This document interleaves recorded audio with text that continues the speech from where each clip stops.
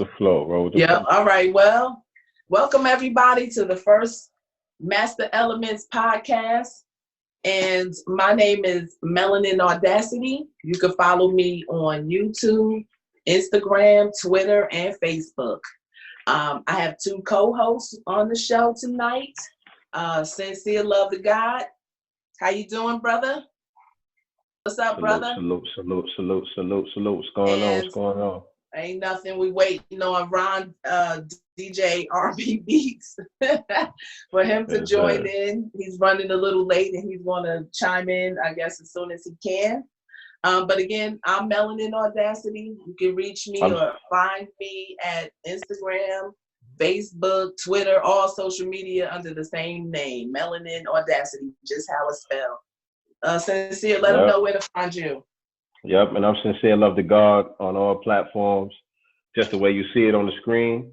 At Sincere Love to God, SINCERELOVDAGOD, across all platforms. Check me out. All right. Okay. Well, tonight is special.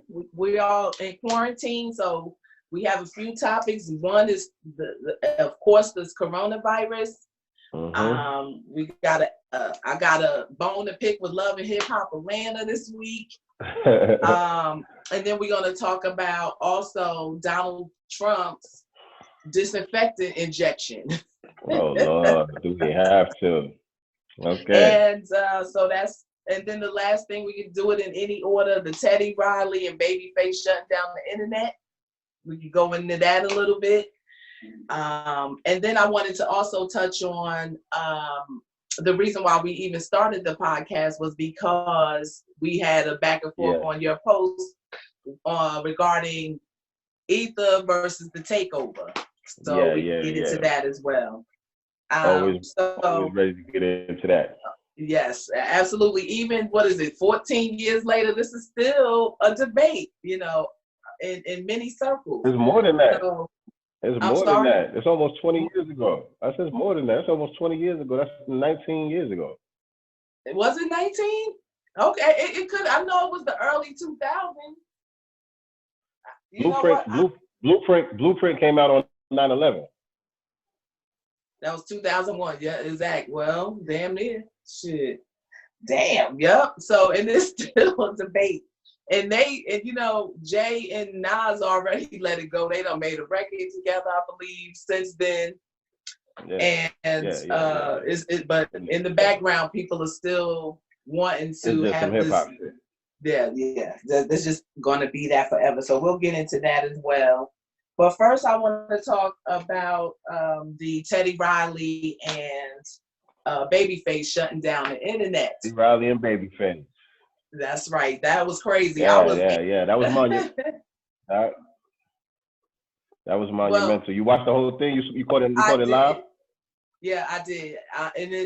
First of all, the first time when they tried it and it just kind of went haywire, I was ready for it. I had my glass, I was ready. I was in here with the music where I could play it loud and stuff and just be to myself having fun.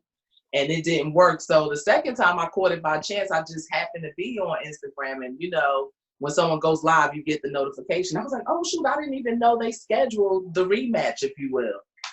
So, and then it just got shut down. It was like 500,000 people in less than 10 minutes. Because when I logged in, it was 88,000. Like when I got on, it was 88,000. And then you blinked your eye, it was 125,000. Then it was 235, and then 349. And it just went ballistic from there. But had they had the enough bandwidth, if you will, to accommodate the number of people they had, it would have been a really good time. And I hope they try to find a way to make that happen so they can do it, and maybe more producers, because I'd like to see L.A. Reid and Babyface. What's up? You late, bro. We done started the show. We said 9 o'clock. Yo, what's up, yo? Crazy stuff, yo. That's the third co-host. This is the team right here. We got DJ RP Beats, Sincere Love to God, and me, Melanin Audacity, on the first episode of the Master Elements podcast. So what's up, DJ RPB? What's What's going good? on with What's you? good? What's good? How you doing? Surviving. I Surviving know. everything, you know. Absolutely. Kind of talking about the Teddy Riley Babyface conversation. Okay. What was that live on Instagram shutting down the internet? So yeah, they had like 4 million people. Was it 4 million? Yeah. Wow. Yeah, That's crazy. It's like 500,000 on the live. That's equivalent to something like 4 point something million because people was coming in and out. Okay. People was coming in and out the room. Right. Okay, got it. Wow. I mean, they both got fans like that, so I mean, I don't even know how many people follow Babyface and then Teddy Riley too. So the combination, please, I can't even imagine how many that would be or what that total is. But did you pick a winner? Let you finish your little spiel on it. Did you pick a winner from the other night? From between you know what? I would go with Babyface only because you know, I got some joints of Babyface that's just near and dear to my heart. And really for Teddy Riley, he didn't get a chance to show all of the things he's done or get into some things that I might not know is him, except the show. I was surprised that he did the show with Dougie Fresh and Slick Rick. I didn't know that. I didn't know that was him.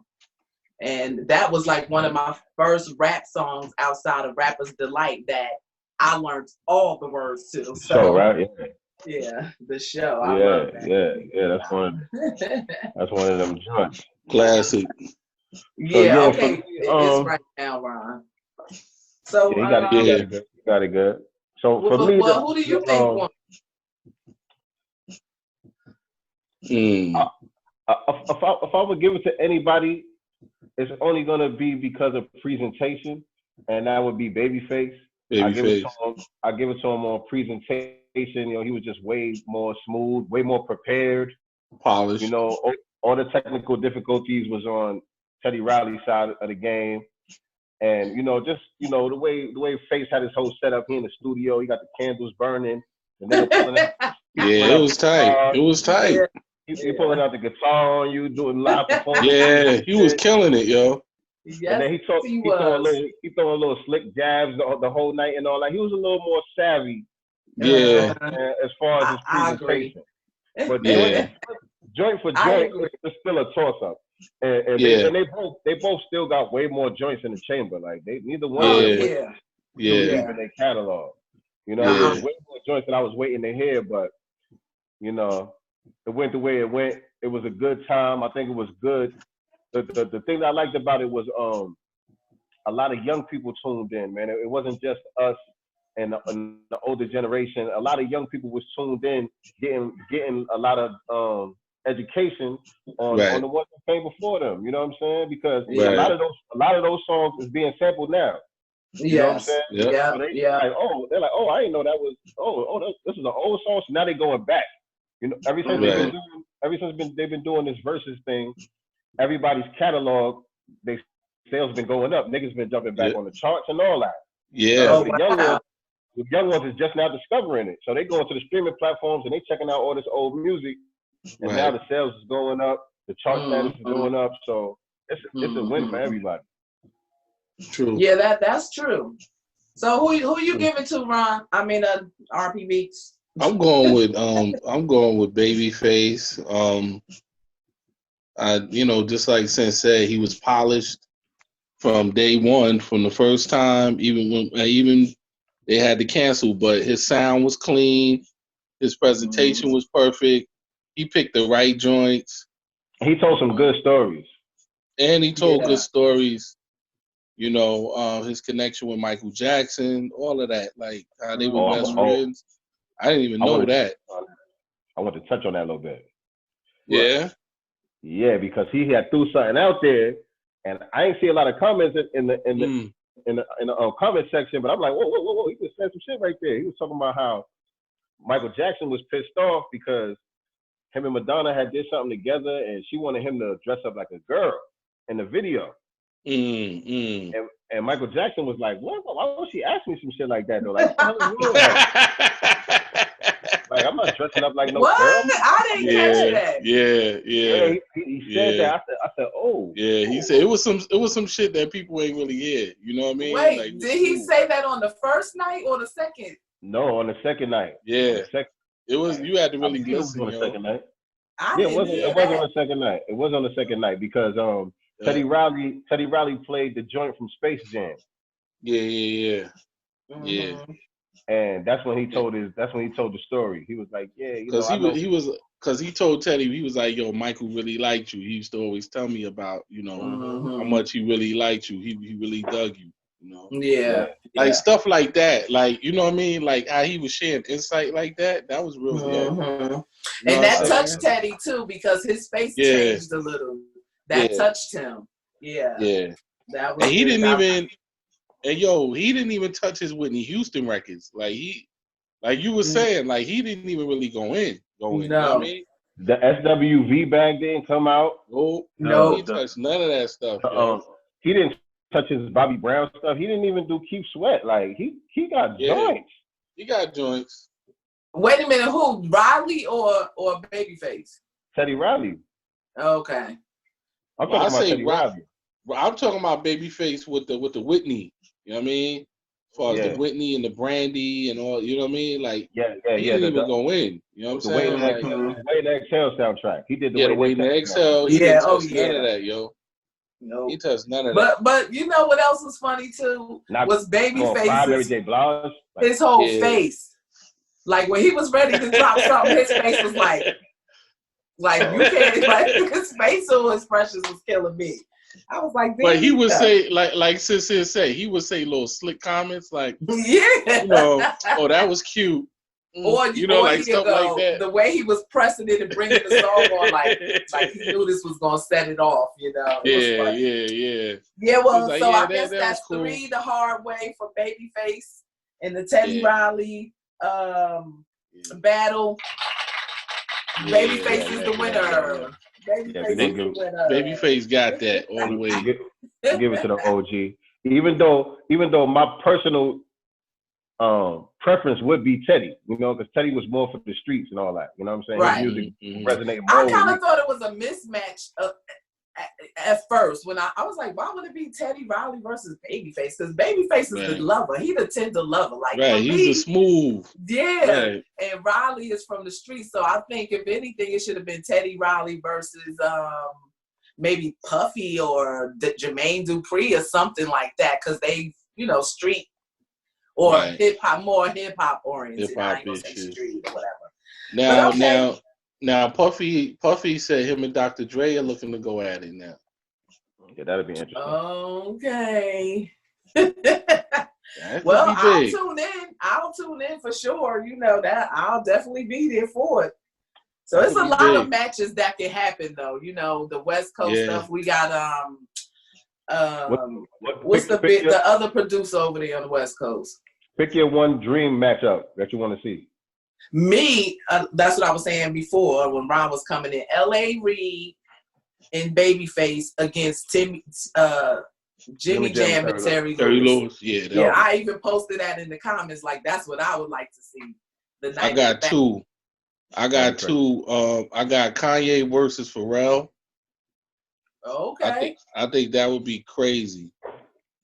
And on a rapper's tip, since they're gonna like this. Rakim versus Big Daddy Kane. You know, I actually don't want to see no rappers. No rappers? I really don't want to see rappers doing this. Rakim versus Kane?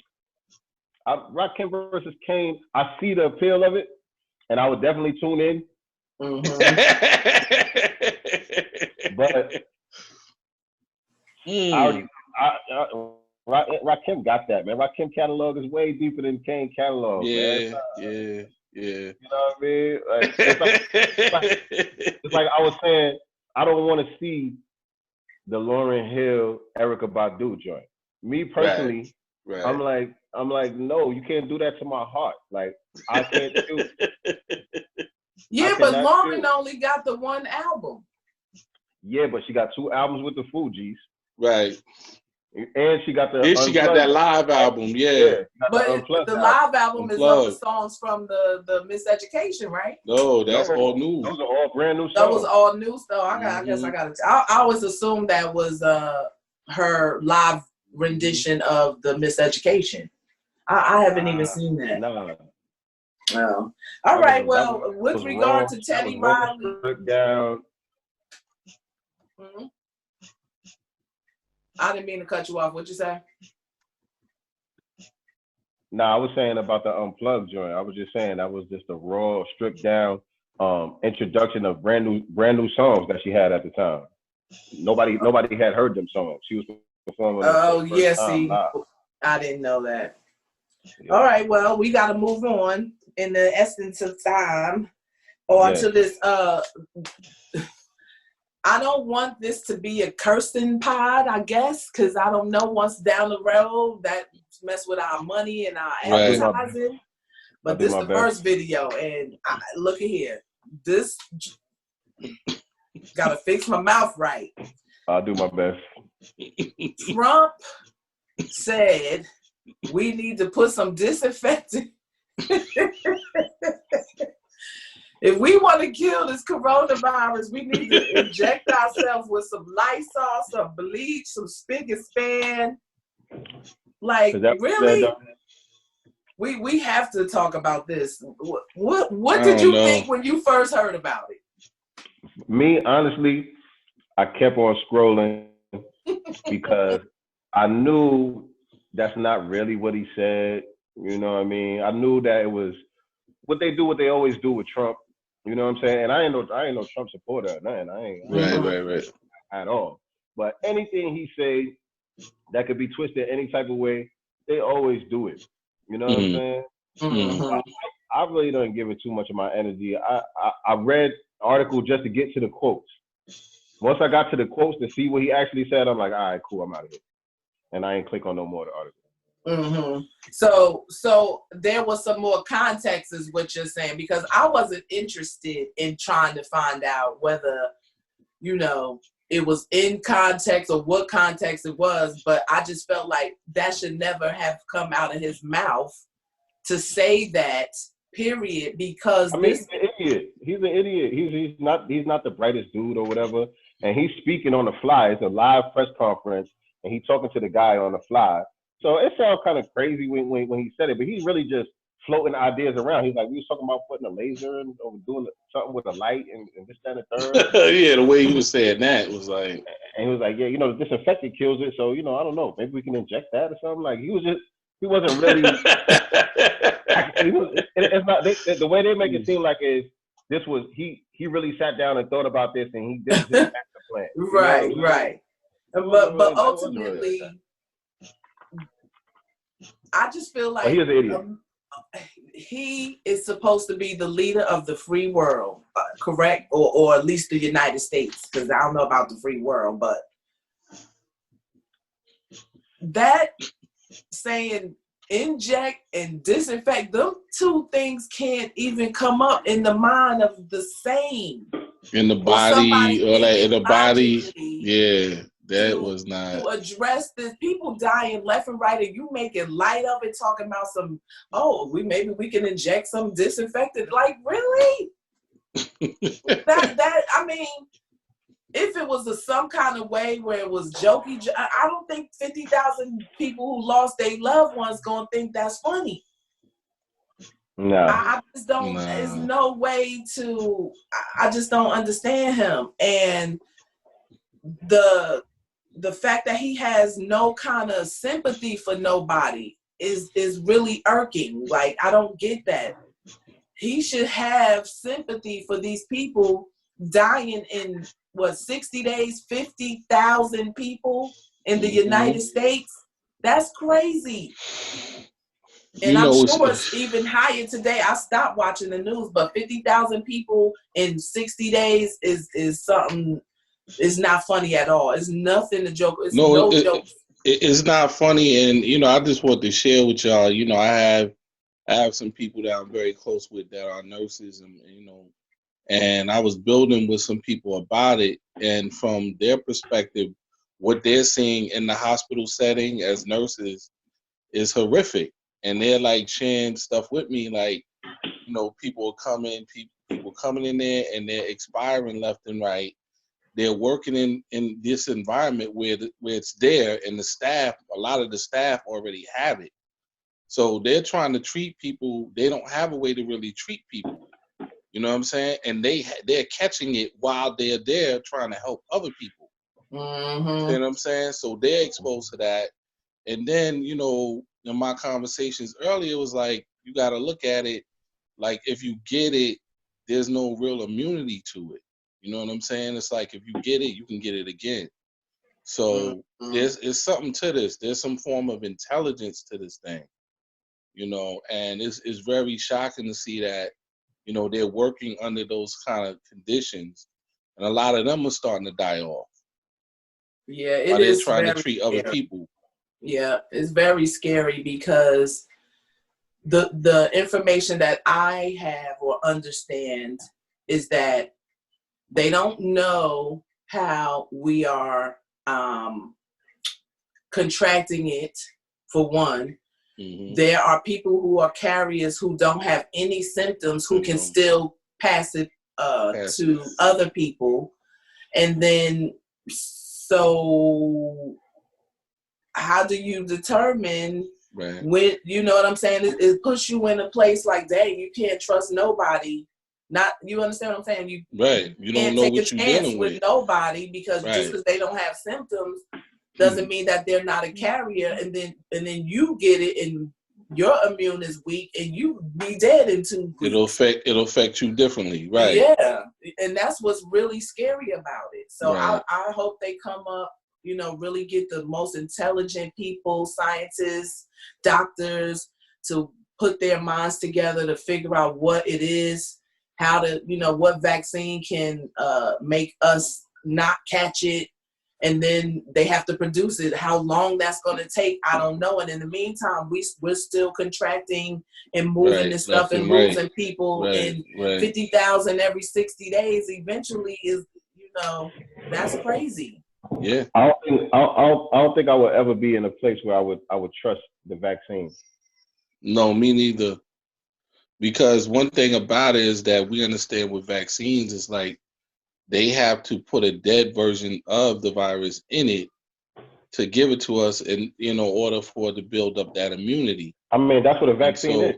That's what it is. So we understand, but understanding that there's no immunity with this thing. You can get it again and again and again and again. Now, China, they reporting they're on their second or third wave right now. It's resurfacing again. So they starting to shut back down again. Yeah. See what I'm saying? Now that's crazy. Yeah. That's crazy. So, you know, what about the reopening of the states?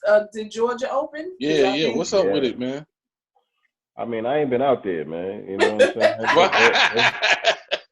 they opened up on Friday. Right. Like, you can open all you want. I'm not messing with y'all.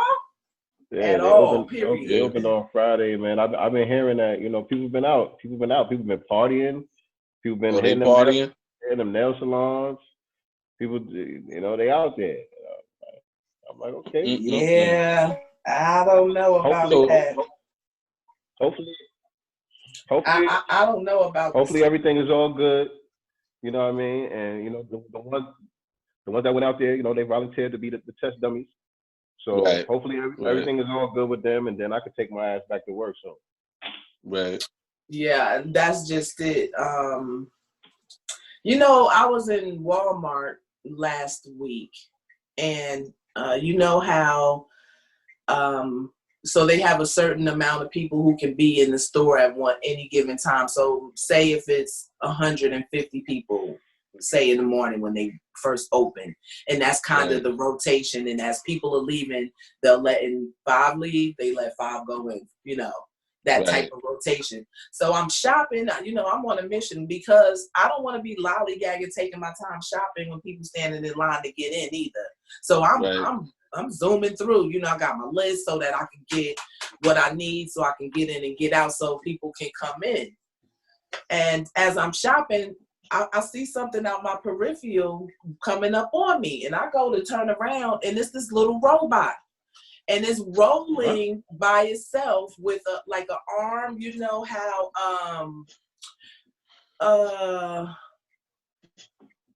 like a steam pipe. You know what I'm talking about. So it has like an arm coming up out of it, and it's blowing.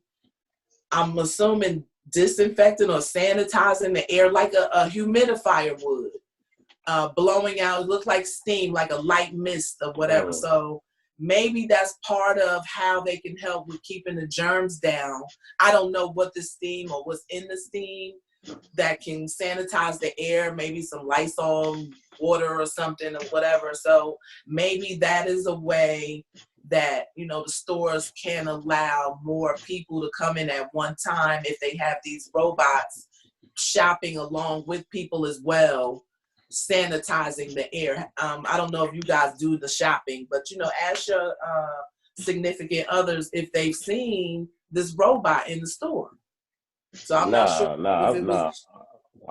I've been doing all the grocery shopping. I ain't seen no shit like that. Yeah, and this was Walmart, so I don't know if it's just only Walmart or the Walmart where I go here in Jersey. So I thought that, you know, I felt a little better though. I'm not gonna lie. I felt a little more like, you know, at least there's another layer of protection beside my mask. You know what I mean? That's trying to kill anything that can be airborne is what I mean. So I thought that kind of can, you know, help with us trying to live as long as we can until they can come up with it's going to have to be a vaccine. You guys are going to have to take the vaccine.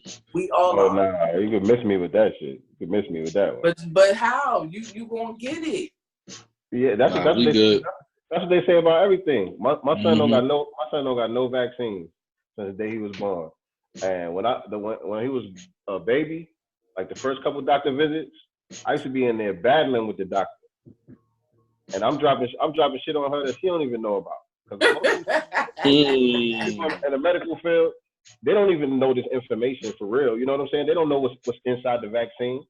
I'm telling her what ingredients is in the vaccine, and she don't know what I'm talking about. So I said, go tell your secretary to print me out a copy of the ingredient list. The ingredients, right? For the vaccines that you recommended. Right. She had it printed out for me, and I highlighted to her everything in there that was poisonous. And after that, she left me alone. Before that, every single visit, I used to have to go through her. She's trying to talk me into it. She's trying to tell me how much danger. You mean like the childhood? So, you know, that brings up another question for me, like how the vaccines that they give us, you know, from the time you're born, you have to have this shot for this for certain things. Yeah, but it's different now. It's not like when we was kids. When we was kids, by the time you were 17, you had like 3 shots, 4 shots, something like that.